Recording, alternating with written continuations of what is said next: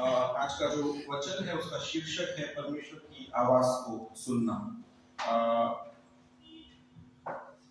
Communication, आप सब जानते हैं कम्युनिकेशन का मतलब क्या होता है? वार्तालाप या तो संचार या तो संदेश व्यवहार। कम्युनिकेशन हम सबके जीवन में एक बहुत ही महत्वपूर्ण स्थान रखता है, क्योंकि यदि कम्युनिकेशन यानी कि संदेश व्यवहार या वार्तालाप न हो तो क्या होता है कि हम कुछ भी काम नहीं कर सकते। हम जो जहाँ जॉब करते हैं वहाँ पे भी कम्युनिकेशन की बहुत ज्यादा जरूरत पड़ती है, हमारे फैमिलीज में जरूरत पड़ती है, हमारे रोजिंदा जीवन में कम्युनिकेशन बहुत इंपॉर्टेंट है। तो जब हमारी पर्सनल लाइफ में, हमारे डे टू डे वर्क में कम्युनिकेशन की बहुत इंपॉर्टेंट है, तो हमारे आत्मिक जीवन में कम्युनिकेशन की कितनी ज्यादा इंपॉर्टेंस होती है या होनी चाहिए। हम एक बेसिक क्लेम क्रिश्चियन लाइफ में करते हैं। मसीही जीवन का एक दावा क्या है कि हमारा परमेश्वर कैसा परमेश्वर है? जीवित परमेश्वर है, ये दावा है। तो जो जीवित है वो सुनता है, जो जीवित है वो बोलता भी है ना। तो हमारा परमेश्वर ऐसा नहीं है, बाइबल में क्योंकि ऐसा लिखा है कि ऐसा परमेश्वर नहीं है जिसकी आंखें हो लेकिन वो देख न सके, जिसके कान है फिर भी सुन न सके, जिसका मुंह है लेकिन बोल न सके। ऐसे भी कई ईश्वर हैं इस संसार में, जिनकी आंख मुंह कान है लेकिन वो बोल देख और सुन नहीं सकते हैं। लेकिन हमारा परमेश्वर ऐसा नहीं। हमारा परमेश्वर हमसे रिश्ता रखना चाहता है, और रिश्ता तभी हो सकता है जब वार्तालाप हो, कम्युनिकेशन हो। आप अपने जीवन में याद कीजिए, कोई भी ऐसा व्यक्ति, एक भी व्यक्ति ऐसा होगा जिससे आपने कभी बात नहीं की लेकिन आप बोले हमारा रिश्ता बहुत स्ट्रांग है। ऐसा नहीं हो सकता, क्योंकि हम जब तक वार्तालाप ना करें, एक दूसरे की कम्युनिकेशन में न रहे, तब तक वो संभव नहीं है। और इसलिए मसीही जीवन में बहुत जरूरी है कि परमेश्वर से हमारा वार्तालाप सदा चलता रहे, परमेश्वर से हमारा कम्युनिकेशन हमेशा बना रहे। आपको बेबीलोन का टावर याद है? बेबीलोन का वो जो बुर्ज बांधने की शुरुआत हुई थी, वहां पे क्या हुआ था? हाँ, तो प्रॉब्लम कहाँ आई थी? कम्युनिकेशन में आई थी, है ना। उन लोगों ने सोचा कि हम एक बहुत बड़ा बुर्ज बनाएंगे कि जो आकाश तक पहुंच जाए, और उन्होंने शुरू भी कर दिया, काफी ऊपर तक वो पहुंच भी गए। लेकिन परमेश्वर ने देखा कि इनकी भाषा एक है, और इसलिए ये लोग क्या कर रहे हैं? एक दूसरे से अच्छे से वार्तालाप करके, कोऑर्डिनेशन करके काम कर रहे हैं। परमेश्वर ने क्या किया? सबकी भाषा बदल दी। तो क्या हुआ? कोऑर्डिनेशन और कम्युनिकेशन पूरा टूट गया, और वो टावर, वो बुर्ज इसलिए नहीं बन पाया क्योंकि कम्युनिकेशन स्थापित नहीं होता था। लोग कुछ कहते थे, लोग कुछ समझते थे, वो दादा ईंट लेके आओ, वो कुछ वो और लेके आ रहा। तो इस तरह से कम्युनिकेशन न होने की वजह से वो बुर्ज जो था बेबीलोन का नहीं बन पाया। इसीलिए वो लोग प्रोडक्टिव नहीं हो पाए, यानी कि उपजाऊ नहीं हो पाए, है ना। और इसीलिए एक बहुत ही बड़ा सत्य ये है कि अगर हमें उपजाऊ होना है, if you want to be productive, then we must be able to communicate. If we want to be productive, we must be able to communicate. अगर हम उपजाऊ यानी फलवंत होना चाहते हैं तो क्या करना पड़ेगा? हमें वार्तालाप यानी कम्युनिकेशन में स्ट्रांग होना पड़ेगा। परमेश्वर के लिए प्रोडक्टिव हम तभी हो सकते हैं जब हम परमेश्वर से नियमित कम्युनिकेशन में रहें। अब कम्युनिकेशन के दो अर्थ होते हैं, कहना और सुनना। हम सब किसमें स्ट्रांग होते हैं? कहने में हम सब बहुत स्ट्रांग हैं, लेकिन सुनने में सबकी यही प्रॉब्लम है। देखो, रेडियो सिग्नल्स होते हैं ना, उसमें क्या होता है? रेडियो सिग्नल में एक ट्रांसमीटर होता है और एक रिसीवर होता है। ट्रांसमीटर क्या करता है? आपकी फ्रीक्वेंसी ट्रांसमिट करेगा और वो रेडियो की फ्रीक्वेंसी से मैच करेगा, और वो फ्रीक्वेंसी वापस आपके वहां पे, तो आपके जो डिवाइस में रिसीवर है वो रिसीव करेगा, तब आपको ध्वनि सुनाई देगी। बेसिक ये तरह से काम होगा। हमारे मोबाइल पे ऐसे काम करते हैं। हम सबके ट्रांसमीटर जो है वो बहुत स्ट्रांग है, लेकिन हम सबके रिसीवर बहुत वीक है, सिग्नल नहीं आता। तो हम क्या करते हैं? कम्युनिकेशन, परमेश्वर के साथ का वार्तालाप, हम अपनी कहने के लिए हमेशा तैयार और बहुत स्ट्रांग। प्रभु ये चाहिए, प्रभु वो चाहिए, प्रभु ये करना, वो करना। हमारी प्रार्थनाएं बहुत स्ट्रांग रहती है, हम बहुत अच्छे से जोश में प्रार्थना करते हैं। अपनी बात परमेश्वर तक पहुंचाने के लिए हम लोग हमेशा बहुत छोटे, हमारे ट्रांसमीटर्स बहुत पावरफुल हैं, लेटेस्ट टेक्नोलॉजी वाले। लेकिन जब रिसीवर की बात आती है, अब परमेश्वर भी तो हमें कुछ कहना चाहता है। रिश्ता तभी बनता है जब कहें और सुने, सिर्फ हम ही बोलते रहें तो वन वे ट्रैफिक है। परमेश्वर भी कुछ हमसे कहना चाहते हैं, परमेश्वर भी हमको कुछ बताना चाहते हैं। हमको सुनने के लिए कई बार हमारे जो सिग्नल्स हैं, हमारे जो रिसीवर्स हैं, वो रेडी नहीं है, और इसलिए कई बार हम परमेश्वर की आवाज को सुनना चूक जाते हैं। हम परमेश्वर की आवाज को सुनना चूक जाते हैं। अगर मैं आपको कुछ अगर एक प्रश्न करें, पिछली बार कब आपने परमेश्वर की आवाज सुनी? कई लोगों के पास इसका कोई आंसर शायद नहीं होगा। कई लोग बोलेंगे अच्छा परमेश्वर की आवाज भी होती है, हमने तो कभी नहीं अनुभव किया है। कई क्रिश्चियंस को ऐसे कहते हुए सुना है। परमेश्वर निरंतर हमसे बोलते रहते हैं, निरंतर हमसे बात करते रहते हैं। आपने देखो रेडियो का जो सिग्नल होता है वो निरंतर जारी रहता है, आप चाहे सुनो या ना सुनो, वो तो प्रसारण तो चालू ही है। आपको क्या करना पड़ेगा, वो फ्रीक्वेंसी पे ट्यून इन करना पड़ेगा, है ना। सबको पता है कौन सी फ्रीक्वेंसी है। अगर कोई बोले 93.1, अब जब 93.1 पे आओगे तब सुनाई देगा। तो इसी तरह परमेश्वर भी निरंतर बोलते रहते हैं, निरंतर हमसे बात करते रहते हैं। परमेश्वर निरंतर कुछ ना कुछ हमें कहते रहते हैं। प्रॉब्लम ये है कि हम परमेश्वर की जो फ्रीक्वेंसी वहां पे ट्यून इन नहीं हुए, तो क्या होता है, हम वो आवाज सुनने में चूक जाते हैं। We miss the voice of God.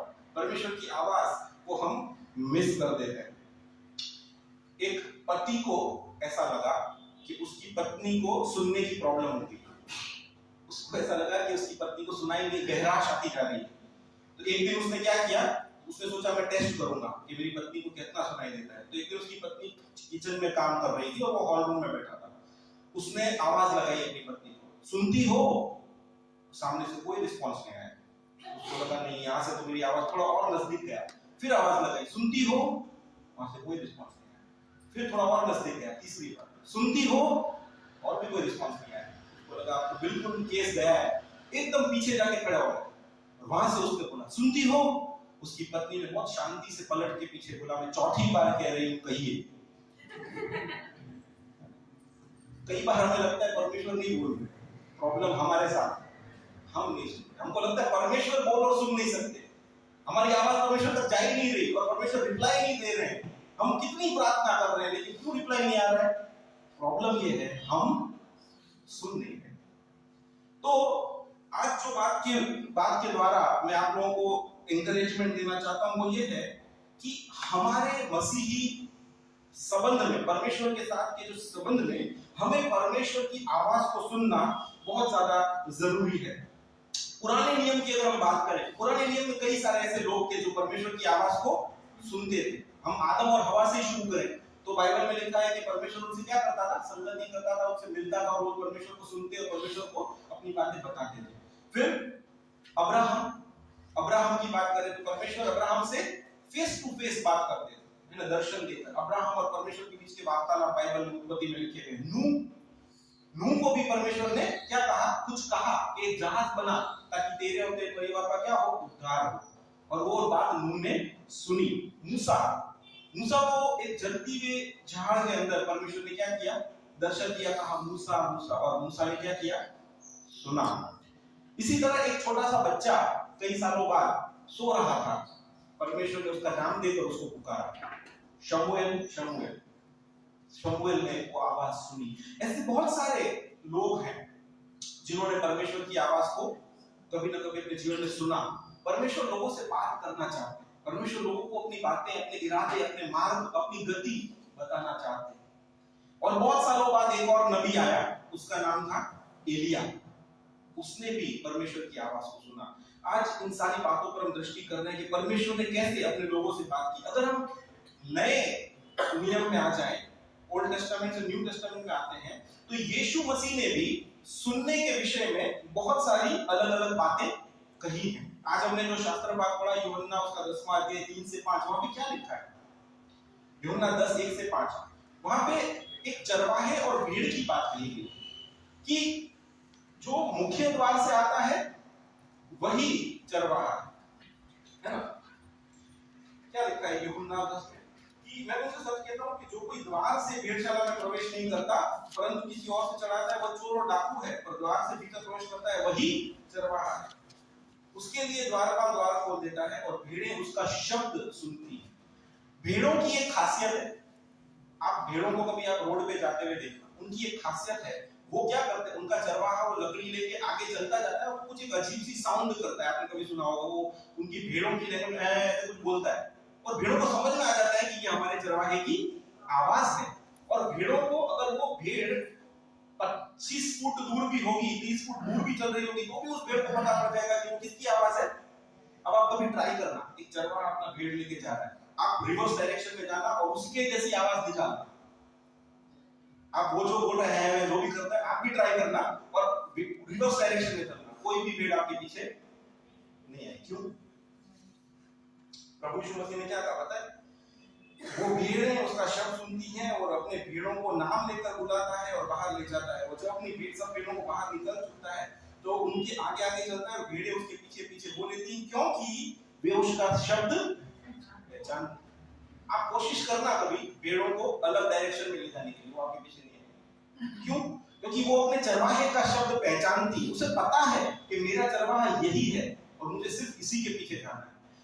यीशु मसीह ने ऐसा कहा कि वो पराये के पीछे नहीं जाएंगी परंतु उससे भागेंगी, क्योंकि वे परायों का शब्द नहीं पहचानते। अब हम भी यीशु मसीह की भेड़ हैं, हम भी यीशु मसीह की भेड़ हैं, लेकिन प्रॉब्लम ये है कि हम उन भेड़ों के समान नहीं है जो सिर्फ अपने चरवाहे का शब्द पहचाने और सिर्फ उस चरवाहे के पीछे चले। हमारे पास बहुत सारे शब्द हैं, बहुत सारे लोगों की आवाजें हमारे पास आती हैं और हम क्या करते हैं? सारी आवाजों को सुनते हैं और थोड़ा थोड़ा सबके पीछे चलते हैं। 25-25% बधाने न्याय आपको જોઈએ એવું આપણે વિચારીએ છીએ। थोड़ा थोड़ा सबको खुश रखकर हम सबके पीछे चलते हैं और यही हमारी सबसे बड़ी मसीह जीवन में गलती है। प्रभु यीशु मसीह ने बहुत स्पष्ट कहा, मेरी भेड़ें मेरा शब्द पहचानती हैं और वो सिर्फ मेरे पीछे चलती हैं। वो किसी और के पीछे ना जाएंगी, क्योंकि वो उससे भाग जाएंगी, उससे डर जाएंगी और उनके पीछे ना जाएंगी। अगर हम अपने आप को यीशु मसीह की भेड़ मानते हैं तो हमें क्या करना है? यीशु मसीह का शब्द सुनना है और यीशु मसीह के पीछे पीछे पीछे हमें चलना है।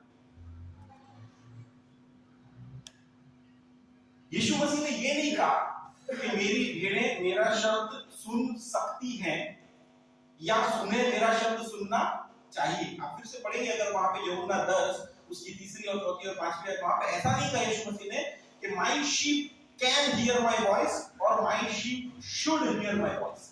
सुन सकती है या सुनना चाहिए, ऐसा नहीं कहा। प्रभु यीशु मसीह ने क्या कहा? सुनती है। कंपल्सरी कहा है कि सुनती ही है ना? तो वहां पे कोई चॉइस नहीं दी गई है। हम सोचेंगे यार हम भेड़े हैं, हम सुन सकते हैं, सुनेंगे, आज नहीं कल परसों। मेरी भेड़ें मेरा शब्द सुनती है। प्रभु यीशु मसीह ने बहुत स्पष्ट कहा है, यदि भेड़ें हैं तो शब्द सुनेंगी, अगर नहीं सुनती हैं तो भेड़ें नहीं। फिर आपको ऐसा लगेगा कि हम तो भाई भेड़े ही हैं, बचपन से हम तो क्रिश्चियन हैं, हम चर्च जाते, सब कुछ करते हैं, हमने प्रभु यीशु मसीह को रोज पढ़ा। लेकिन अगर हम प्रभु यीशु मसीह का शब्द नहीं सुन रहे, परमेश्वर की आवाज को अगर हम नहीं सुन रहे, तो क्या होगा? कभी ना कभी कोई बहरूपिया आएगा और आपको क्या करेगा? चरवाहे किसी आवाज निकालकर विरुद्ध दिशा में ले जाएगा और आप उनके पीछे चले जाओ, क्योंकि आप परमेश्वर का शब्द न सुन रहे हो न पहचान रहे हो। और इसीलिए बहुत जरूरी है कि हम कैसे सुनते हैं, हम कैसे सुनते हैं वो बहुत जरूरी है। अगर आप लूका रचित सुसमाचार उसका 8वां अध्याय पढ़ोगे, वहां पे बीज बोने वाले का दृष्टांत प्रभु यीशु मसीह ने अपने शिष्यों से कहा। बीज बोने वाले का दृष्टांत, वहां पे क्या हुआ पता है? वो दृष्टांत जहां खत्म होता है वहां पे यीशु मसीह ने एक शब्द, एक चीज लिखी है। वहां पे बहुत अच्छा लिखा है, यीशु ने ऊंचे शब्द से उनसे कहा, जिसके सुनने के कान हो वो सुने। अब देखिए यीशु मसीह ने बहुत इंपॉर्टेंट दृष्टांत कहा और वो खत्म होते हुए ही तुरंत यीशु मसीह ने वहां पे ऊंचे शब्द से पुकार कर कहा। दृष्टांत नॉर्मल वॉइस में कहा होगा और जो लास्ट में जो कहा ऊंचे, जिसके सुनने के कान हो वो। यीशु मसीह चाहते हैं हम सुने।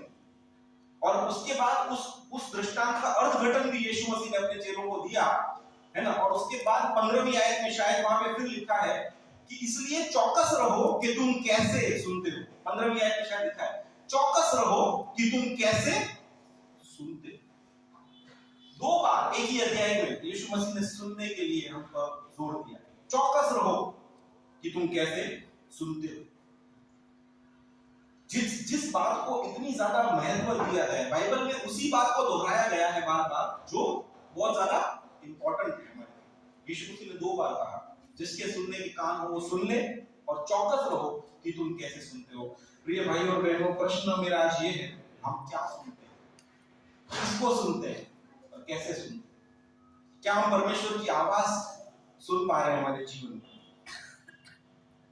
कई बार विश्वासियों के लिए मसीह लोगों के लिए परमेश्वर की आवाज को पहचानना मुश्किल हो जाता है। जैसे मैंने आपको बताया, परमेश्वर तो अपने विश्वासी भाई बहनों से निरंतर बात, परमेश्वर कंटिन्यू विश्वासी लोगों से बात करते रहते हैं। परमेश्वर के सिग्नल्स कंटिन्यू हमारे पास आ रहे हैं, लेकिन हम उस जोन में नहीं है, उस फ्रीक्वेंसी में नहीं है कि परमेश्वर की आवाज को सुन और पहचान सके। कई अच्छे बड़े बड़े विश्वासी लोग इस बात में बहुत ही धोखा खाते हैं कि परमेश्वर की आवाज को सुन नहीं पा रहे, या तो हम पता नहीं कर पा रहे कि परमेश्वर की आवाज है, हमारी आवाज है, किसकी आवाज।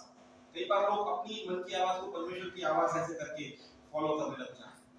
आज मैं आपको 4 आवाजों के बारे में बताना चाहता हूं जो हम निरंतर हमारे जीवन में सुनते हैं। 4 प्रकार की आवाजें हैं जो हर एक व्यक्ति के जीवन में।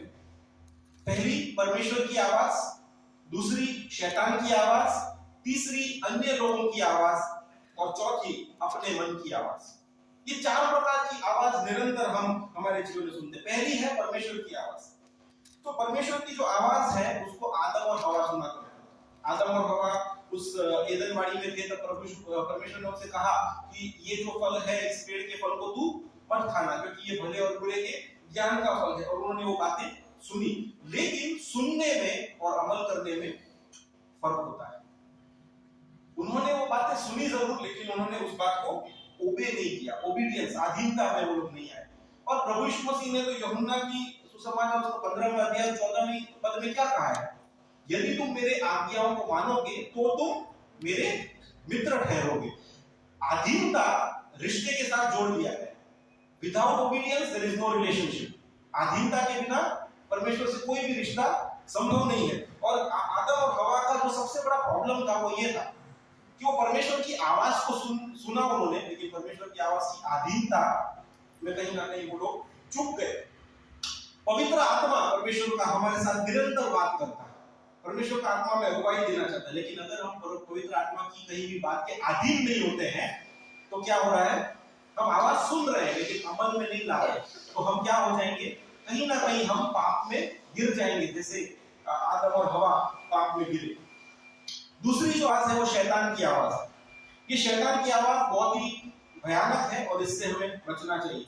शैतान का जो काम है वो क्या है? वो हमारे मन में परमेश्वर के वचनों के प्रति, परमेश्वर की बातों के प्रति संदेह उत्पन्न करने का काम।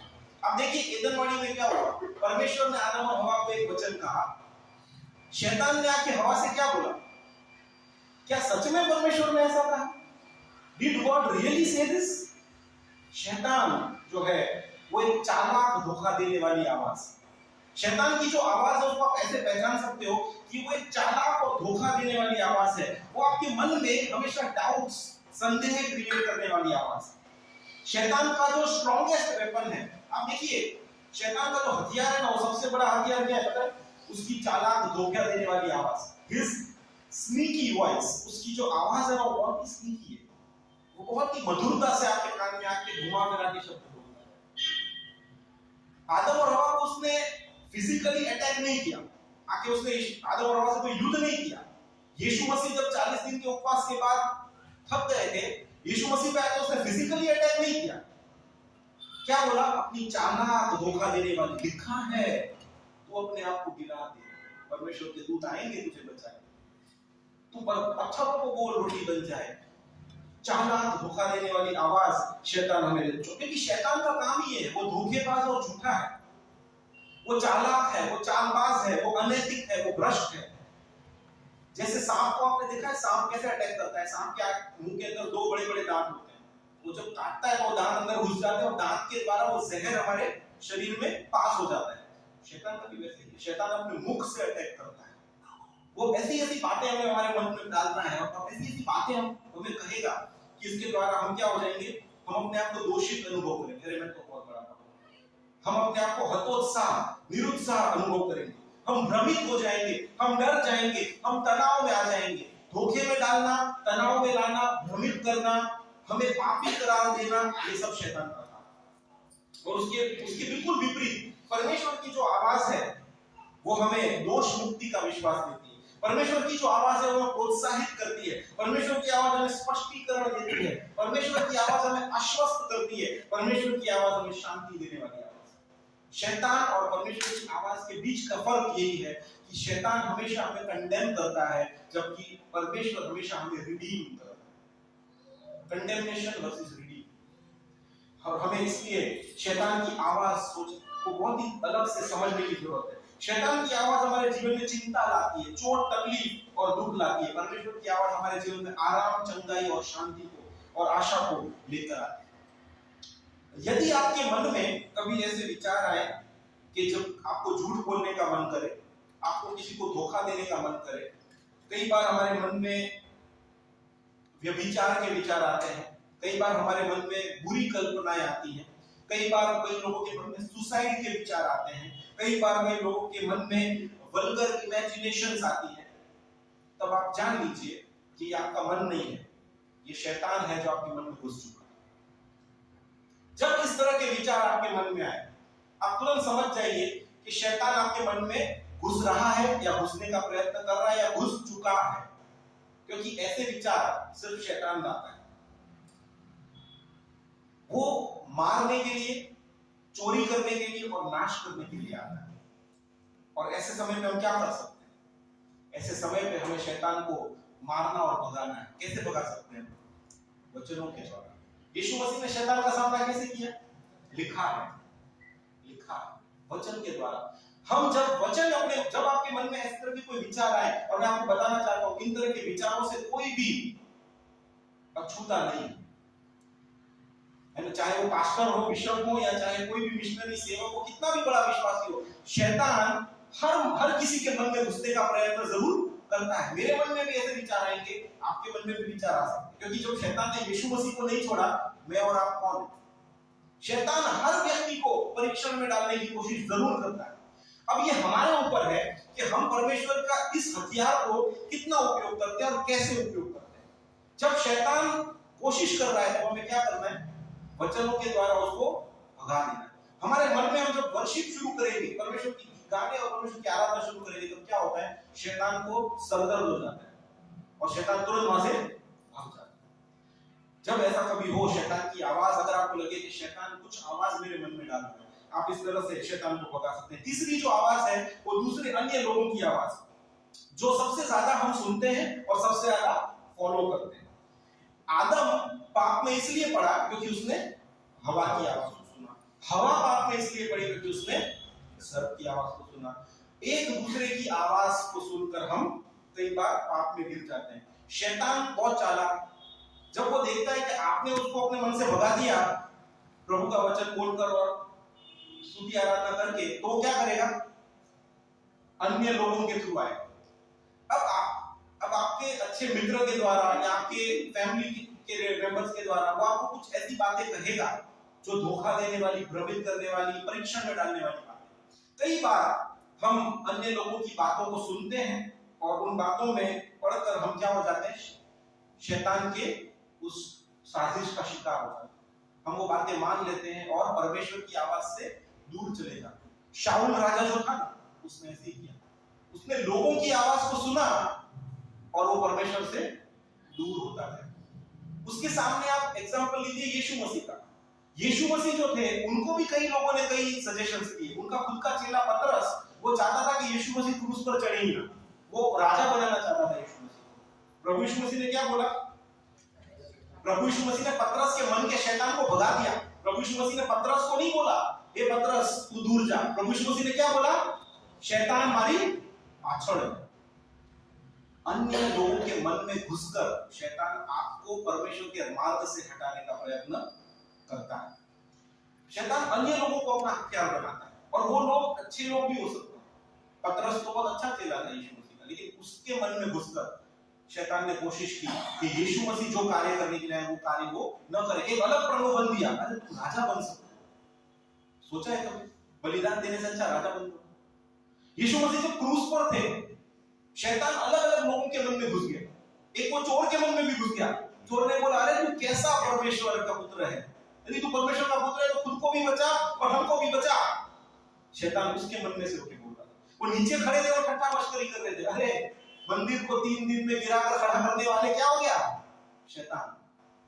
अगर प्रभु यीशु मसीह ने उन अन्य लोगों की आवाज सुन ली होती तो आप और मैं यहाँ पर नहीं बैठे।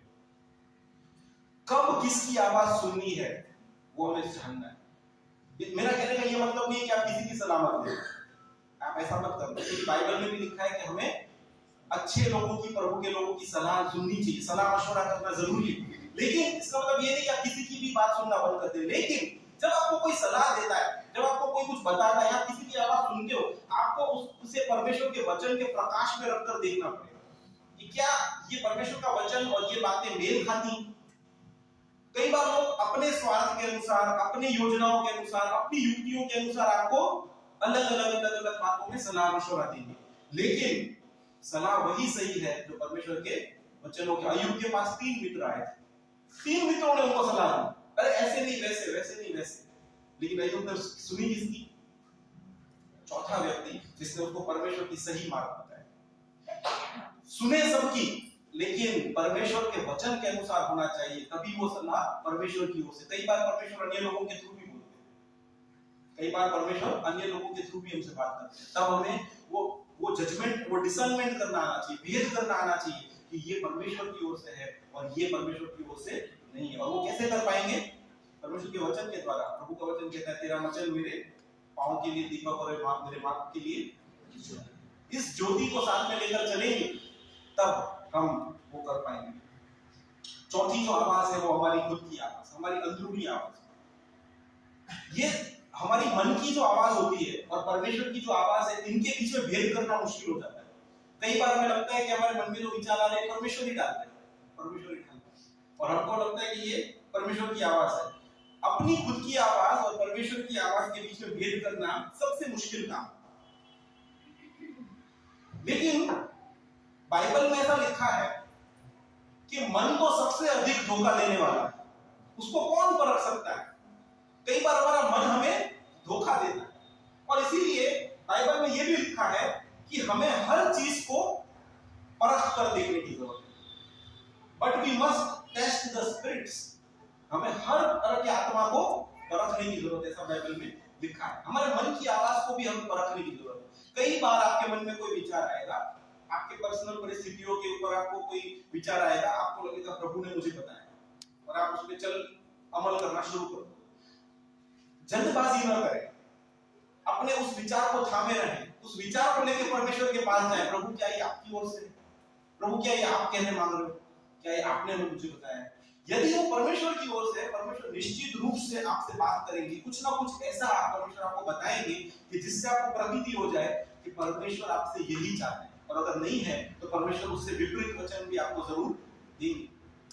और ये मेरा पर्सनल एक्सपीरियंस है। कई बार मुझे ऐसा लगता है कि ये परमेश्वर ने कहा, लेकिन मैं जब वेट करता हूँ वापस उस चीज को परमेश्वर के पास लेकर मैं जब जाता हूँ, कई बार मुझे विपरीत बातें पता पड़ी। प्रभु ने मुझे अपने अन्य दासों के द्वारा, कोई मैसेज के द्वारा, कोई वचन के द्वारा, कोई व्हाट्सएप फॉरवर्ड के द्वारा, कोई फेसबुक पे वीडियोस के द्वारा परमेश्वर ने मुझे बताया ऐसा नहीं ऐसा। और तुरंत रियलाइजेशन होता है कि हम कुछ गलत करने जा रहे हैं, और फिर हम we can turn the course, हम अपने आप को बदल सकते हैं। अपने मन की आवाज को सुनना और उसको परमेश्वर से अलाइन करना, ये बहुत ज्यादा जरूरी है। जब हम ऐसे करते हैं तब हम जान पाएंगे कि हमारे मन में जो आवाज आ रही है वो परमेश्वर की तरफ से। तो ये 4 तरह की आवाजें हैं जो निरंतर हम सुनते हैं। ऐसे सबसे जो इंपॉर्टेंट आवाज है वो है परमेश्वर की आवाज। तो परमेश्वर की आवाज हमें सुनना है। एक विश्वासी के तौर पे हमें हमारे कानों को ट्रेन करना पड़ेगा, हमारे मन को हमें क्या करना पड़ेगा? ट्रेन करना पड़ेगा। आप देखिए, किसी भी चीज को अगर आप ट्रेन करोगे तो लॉन्ग ड्यूरेशन में क्या होगा? वो एक्सपर्ट हो जाते हैं उस चीज में। किसी के घर में वो पेट्स होते हैं ना, जो कुत्ते होते, बिल्ली होती, उनको लोग पालते, उनको ट्रेनिंग देते हैं कि भाई कैसे, अगर कोई दरवाजे पे खटका होगा तो उसको क्या करना है, सबसे पहले वो भाग के दरवाजे पे पहुंच जाए।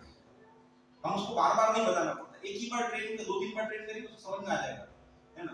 तो ये सब ट्रेनिंग का पार्ट है। तो हम ट्रेन करते हैं, वैसे ही हम हमारे कानों को ट्रेन करते हैं। किस चीज के लिए? परमेश्वर के वचन को सुनने के लिए, उसको पहचानने के लिए, और उस वचन को निरंतर सुनते रहने के लिए। परमेश्वर की आवाज को सुनने के लिए हमें आपको ट्रेन करना पड़ेगा। इसलिए सुनना जो है वो मसीह जीवन का एक बहुत ही इंपॉर्टेंट पार्ट है। कैसे हम परमेश्वर की आवाज को सुने, परमेश्वर हमसे क्या चाहता है, उसके बारे में मैं आपको 3 बातें और बताना चाहता हूं। सबसे पहले, यदि आप परमेश्वर की आवाज को सुनना चाहते हैं, to hear God's voice reduce the noise. बहुत सिंपल सी बात।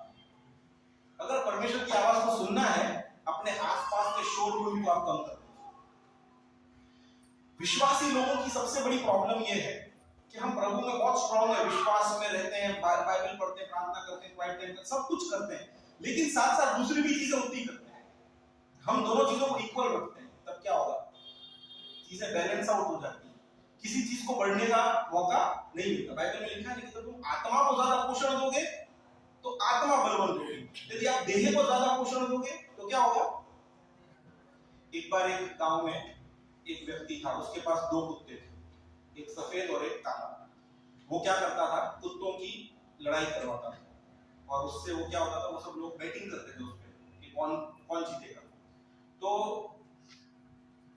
हमेशा जो गांव वाले जिस कुत्ते पे पैसा लगाते थे वो कुत्ता हार जाता। तो एक बार किसी उसके मित्र ने आके पूछा, क्या भेद है, तू हमेशा इस चीज में कमाता है, कभी तेरे को पैसा देना नहीं पड़ा, ऐसा क्यों नहीं। तो बहुत सिंपल है, लोग जिस कुत्ते पर ज्यादा पैसा लगाते हैं मैं उसको 3-4 दिन खाने ही नहीं देता, तो क्या होता है, वो कुत्ता वीक हो जाता है। दूसरा कुत्ता, उसको मैं ज्यादा खाना देता हूँ तो क्या होता है, वो स्ट्रांग हो जाता है, फिर वो जीत जाता है। हम जिस बात को ज्यादा पोषण देंगे वो बलवंत होता है। हम हमारी देह को ज्यादा पोषण देंगे तो देह ज्यादा बलवंत होगी, हम हमारे आत्मा को ज्यादा पोषण देंगे तो हमारी आत्मा बलवंत होगी। लेकिन हम बैलेंस करने में मानते हैं, इधर भी और उधर भी, और इसलिए क्या होता है, हम परमेश्वर की आवाज को नहीं सुन सकते। हमें नॉइज को कम करना है। नॉइज क्या है पता है,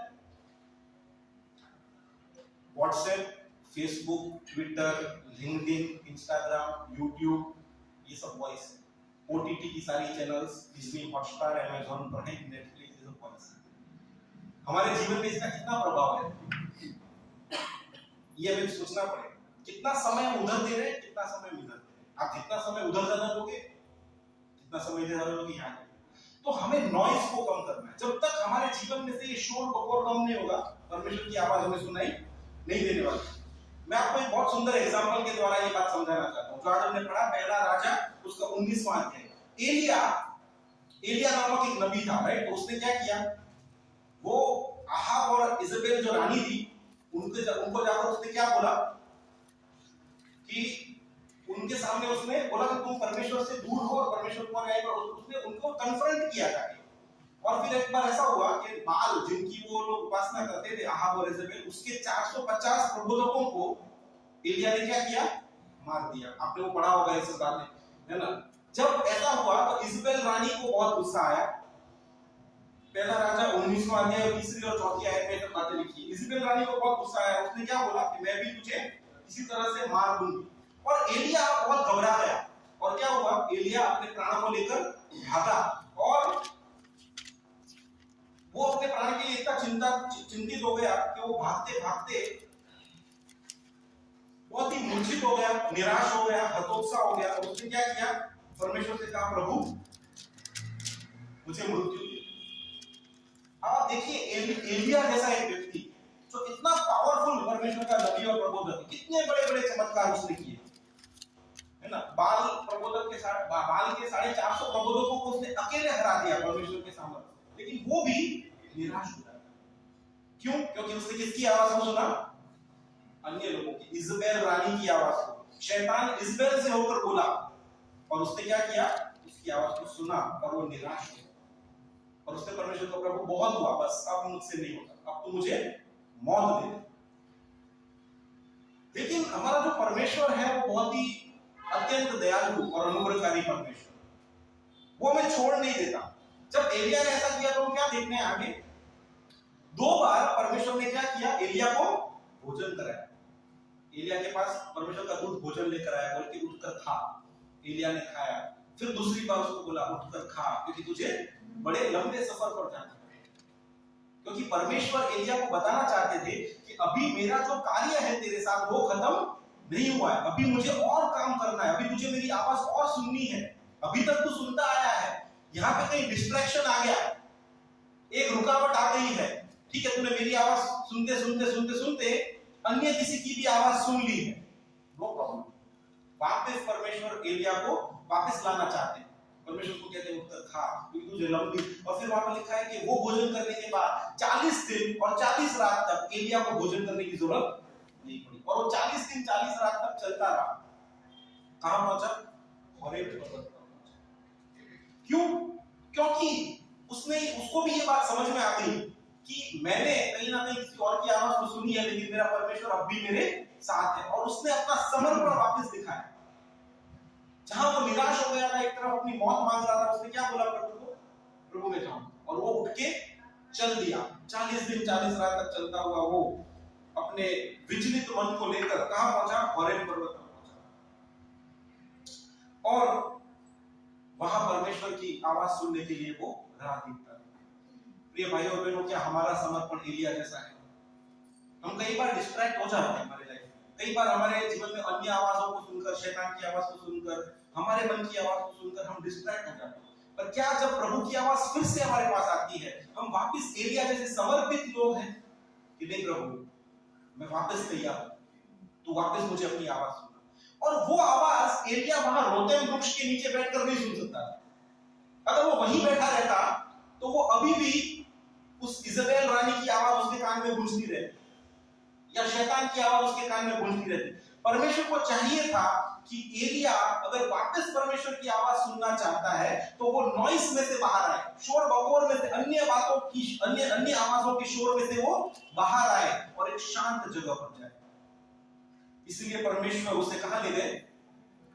होरेब पर्वत पर। प्रिय भाइयों और बहनों, आपका होरेब पर्वत कहां पर? Where is your Mount Horeb? आप कहां जाते हो परमेश्वर की आवाज सुनने के लिए? क्या आपके पास ऐसा कोई, आपके घर में या आपके घर के बाहर या कहीं भी ऐसी कोई जगह, ऐसा कोई कोना है जहां परमेश्वर की आवाज सुनने के लिए स्पेसिफिकली जाकर बैठते हो कि प्रभु तुम मुझे अपनी आवाज सुना? हमारे आसपास बहुत शोर बकोर है। आप हॉल रूम में प्रार्थना करने के लिए बैठोगे, कहीं ना कहीं आपको कुछ ना कुछ डिस्ट्रैक्शंस आ जाएंगे। आपके पास होरेब पर्वत होना चाहिए जहां पर जाकर आप परमेश्वर के साथ एकांत में बैठे, वहां पर और कोई ना हो, सिर्फ आप और आपका परमेश्वर। जब आप शांति में बैठेंगे, शांत समय में, इसलिए बोलते हैं क्वाइट टाइम, क्वाइट टाइम में शांत समय होता है। परमेश्वर शांत समय में ही हमारे साथ बात करते हैं।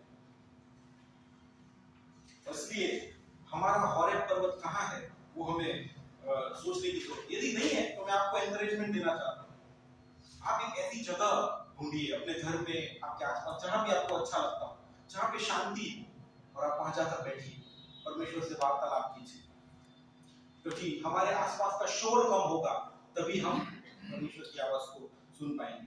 दूसरी बात जो मैं आपको आश्वासन दिलाना चाहता हूं वो ये है, परमेश्वर आज भी बात करते हैं, परमेश्वर आज भी अपने लोगों से बोलते हैं। ऐसा नहीं है कि उस समय पर ही परमेश्वर बात करते थे, अब्राहम को परमेश्वर ने दर्शन दिया, आज का दर्शन होता है ऐसा।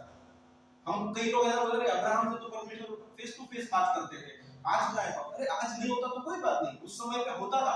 आज भी परमेश्वर बोलते हैं, इसका मतलब ये नहीं परमेश्वर नहीं बोलते, परमेश्वर अलग रीति से बात करते हैं, परमेश्वर अपने वचन से बात करते हैं, अलग अलग रीति से परमेश्वर बात करते हैं। लेकिन उसके लिए हमें उन भेड़ों की तरह बनना पड़ेगा जो परमेश्वर की आवाज को सुने और परमेश्वर की आवाज को पहचाने। परमेश्वर बोलते जरूर हैं, लेकिन परमेश्वर की आवाज कैसी है? परमेश्वर किस आवाज में बात करते हैं? एलिया को जब परमेश्वर होरेब पर्वत पर लेकर गए, परमेश्वर ने एलिया पर्वत को बोला कि तू पहाड़ के पास आकर वहां पर पहाड़ की चोटी पर खड़ा हो जा। और क्या हुआ? एक बहुत बड़ी आंधी आई, बहुत बड़ी आंधी आई।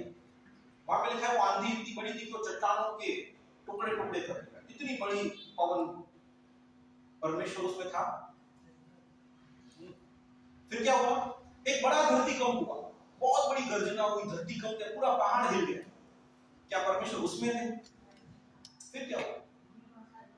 अग्नि, है ना, वहां पे क्या लिखा है? आंधी, भूमिडोल और बाद आग दिखाई दी, भूमिडोल के बाद आग दिखाई दी, तो भी यहोवा उस आग में न था। परमेश्वर अगर चाहते तो एलिया को उस आंधी में से आवाज दे सकते थे, उस धरतीकंप में से आवाज दे सकते थे, या उस अग्नि में से भी आवाज दे सकते थे। क्योंकि हमारा परमेश्वर कौन है? हमारा परमेश्वर सर्वशक्तिमान, सामर्थी परमेश्वर, आकाश और पृथ्वी को बनाने वाला परमेश्वर है ना। अगर परमेश्वर अपना वैभव दिखाना चाहते, अपनी महिमा दिखाना चाहते, अपना सामर्थ दिखाना चाहते, तो क्या होगा? परमेश्वर की आवाज उन सब चीजों में से आती। लेकिन उन चीजों में परमेश्वर की आवाज नहीं थी। परमेश्वर की आवाज आई तो कैसे आई? क्या लिखा है वहां पर? एक धीमा, दबा हुआ धीमा शब्द सुनाई दिया। God speaks, but God often speaks in lowly whisper. परमेश्वर बोलते हैं, लेकिन परमेश्वर अक्सर एक दबे हुए धीमे शब्द में बोलते हैं। और हमें लगता है परमेश्वर बोलते ही नहीं है, हमसे बात ही नहीं हो रही, परमेश्वर कुछ कह ही नहीं रहे। परमेश्वर बोलते हैं, लेकिन हमें सुनने के लिए शांत जगह पर रहना है, क्योंकि परमेश्वर की आवाज अक्सर एक धीमा दबा हुआ शब्द, धीरो मीठो प्रेमी आवाज।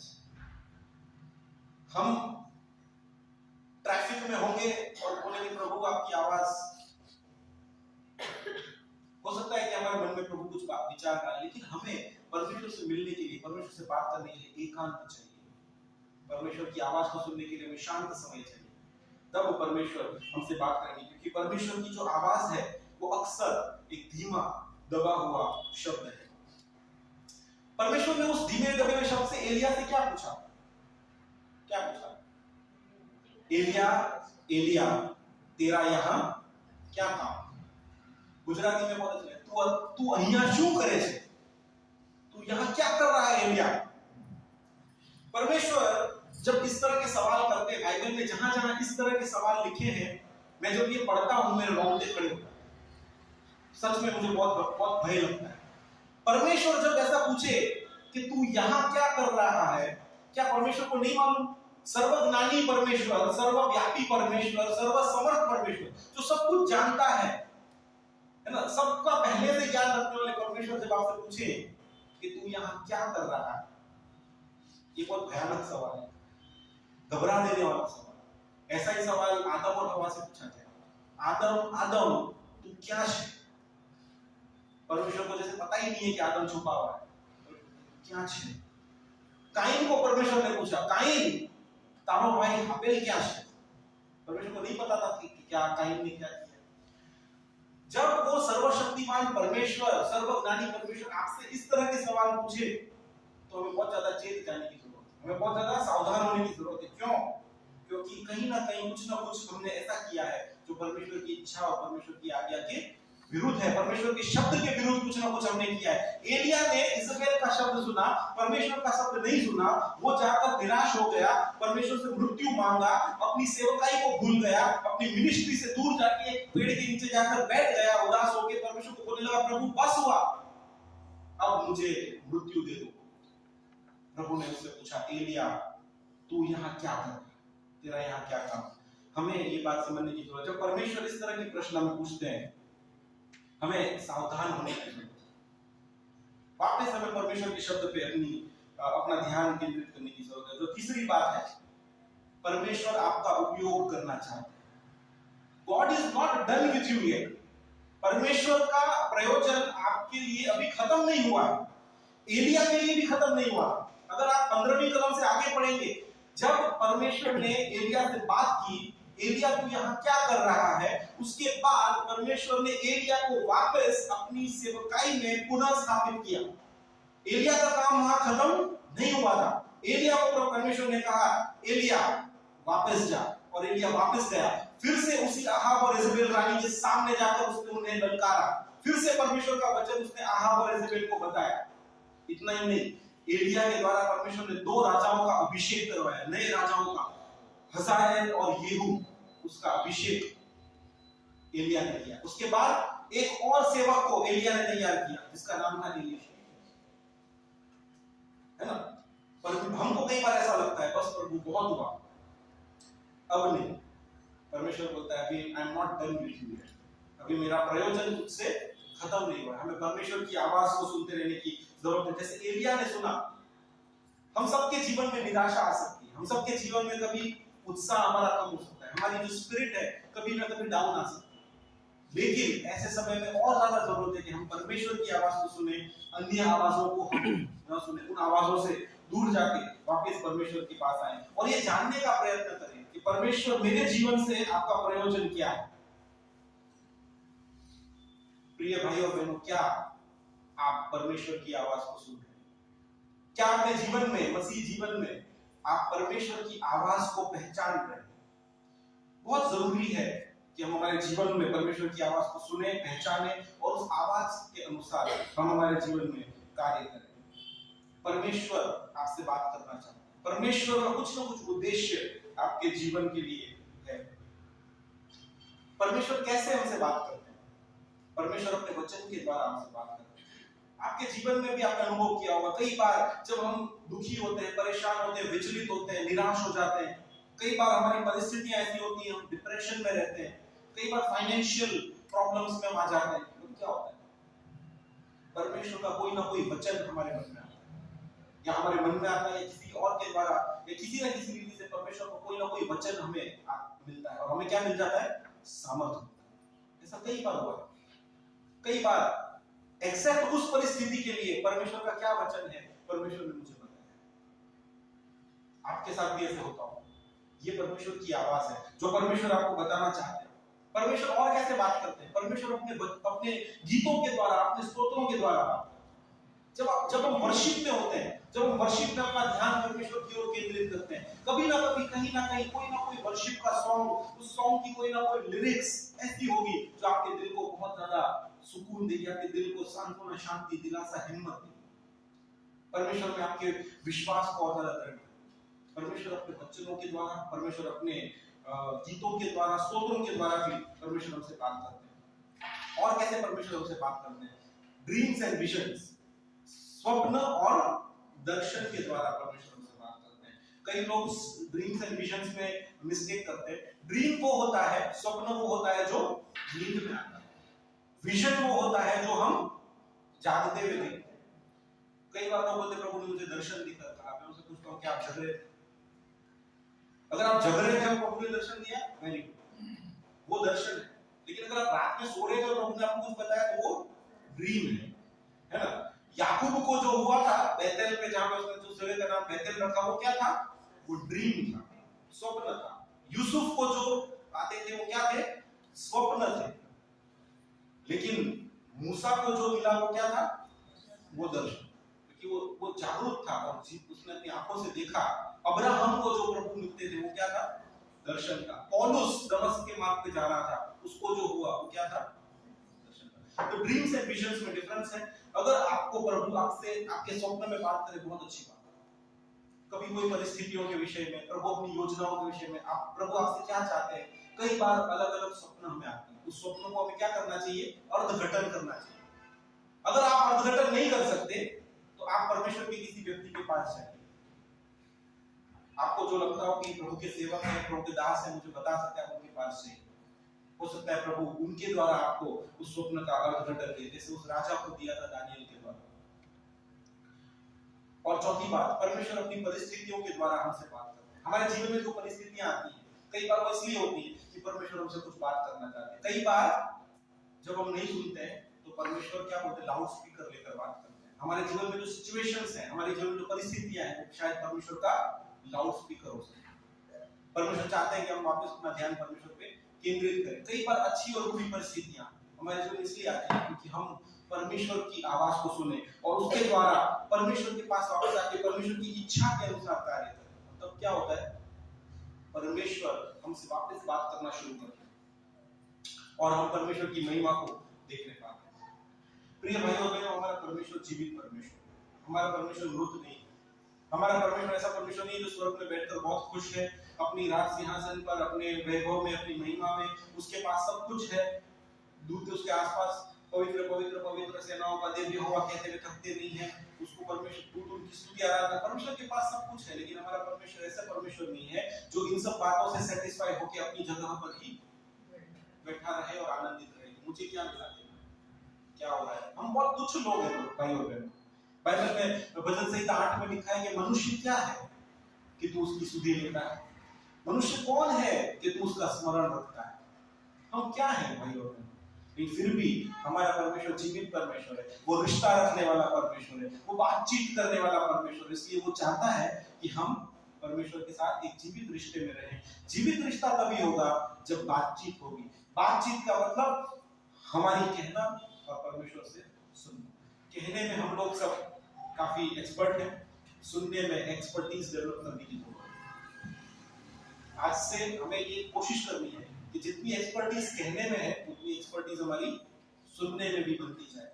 परमेश्वर की आवाज को सुनने का प्रयत्न करें। हमारे जीवन में जितने भी डिस्ट्रैक्शंस हैं, विकर्षण है, ध्यान भंग, ध्यान परमेश्वर की ओर से ध्यान हटाने वाली बातें, उनको कम करने का प्रयत्न करें। तब हमें परमेश्वर की आवाज सुनाई देगी। तब हम एक भेड़ की नहीं परमेश्वर की आवाज को सुन सकेंगे, पहचान सकेंगे और उस आवाज के पीछे हम चल सकेंगे। निश्चित तौर से भाई और बहनों, आप जानिए कि परमेश्वर आज भी बोलते हैं, परमेश्वर आपसे बात करना चाहते हैं, परमेश्वर कुछ ना कुछ आपसे कहना चाहते हैं और आपके जीवन के लिए परमेश्वर का कुछ ना कुछ प्रयोजन जरूर है। जरूरत है हम उस आवाज को सुने। क्या ही भला होता, क्या ही धन्य होता कि हम में से सब, हर कोई, यहाँ जितने लोग बैठे हैं, हम में से हर कोई यदि शमूएल की तरह उत्तर दे सकते हैं, हे यहोवा कह, क्योंकि तेरा दास सुन रहा है।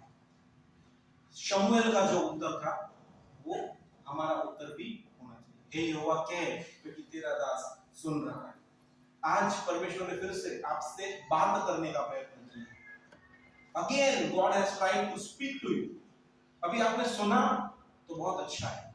अगर आप इसको सुनकर फिर से परमेश्वर के वचन, परमेश्वर की आवाज को सुनने के लिए अपने आप को समर्पित करना चाहते हैं तो बहुत अच्छा है। अगर आप नहीं भी करते हैं तो परमेश्वर ने तो ये कहा है कि जिसके सुनने के कान हो वो सुने। आइए हम प्रार्थना करें। प्रभु हम आपका धन्यवाद करते हैं क्योंकि आप दयालु, अनुग्रहकारी और प्रेम रखने वाले परमेश्वर हैं। आप हमसे प्रेम करते हैं और इसलिए बार बार प्रभु आप हमें, हमारा नाम लेकर हमसे बात करते हैं और प्रभु ये कोशिश करते हैं कि हम आपकी आवाज को सुन पाए। हाँ प्रभु, आप तो बोलते ही हैं, कमी हम में। प्रभु इतने ज्यादा शोर बकोर में रहते हैं, चीजों में, संसारिक बातों में, संसार के शोर में हम इतना व्यस्त हैं, हम आपकी आवाज को सुनना चूक जाते हैं। हाँ प्रभु, यदि आज हम ऐसे ही हैं जो प्रभु आपकी आवाज को नहीं सुन रहे, हमारे आवाज को सुनकर प्रभु उनके पीछे चल रहे हैं, प्रभु आप हम पर कृपा कीजिए। आज प्रभु आपने हमें एक चीज आपके वचन के द्वारा सलाह दी, तो आपके वचन के द्वारा आपने हम पर प्रदर्शित किया। होने दीजिए प्रभु, बदल जाए, हमारे विचार बदल जाए प्रभु। हम प्रभु पहले जैसे न रहे। आज के वचन के द्वारा प्रभु हम अपने कानों को ट्रेन कर सके, तैयार कर सके प्रभु, कि कैसे प्रभु हम आपकी आवाज और ज्यादा सफाई से, क्लियर प्रभु सुनना चाहते हैं। अपने आप को तैयार करें प्रभु। आने वाले समय हमारे जीवन, हमारे द्वारा प्रभु उसको पर आपकी सेवकाई के लिए प्रभु जी उपयोगी बात कह सके। हे यहोवा क्या है, सुन रहा है। ऐसा है वचन को शैतान वचन उस फलदायी भूमि में चलना 7 गुना 100 गुना। हम इस वचन को आपके हाथों में सौंपते हैं।